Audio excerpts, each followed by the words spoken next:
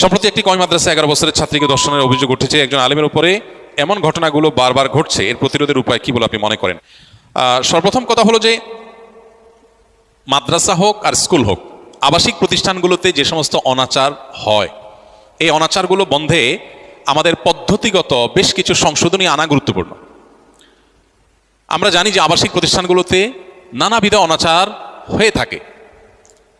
হয়তো অনাচার 10টা হলে শত শত শিক্ষার্থীর মধ্যে 10 জন, 5 জন, 2 জন, 1 জন হয়তো কোনো একটা ঘটনার শিকার হলেন, কিন্তু সেই একটা ঘটনাই আমাদের কাছে অনেক বড় হিসাবে আবির্ভূত হওয়া উচিত এবং সেটাকে অনেক বড় করে দেখা উচিত, বিশেষ করে সংশোধনের প্রয়োজন।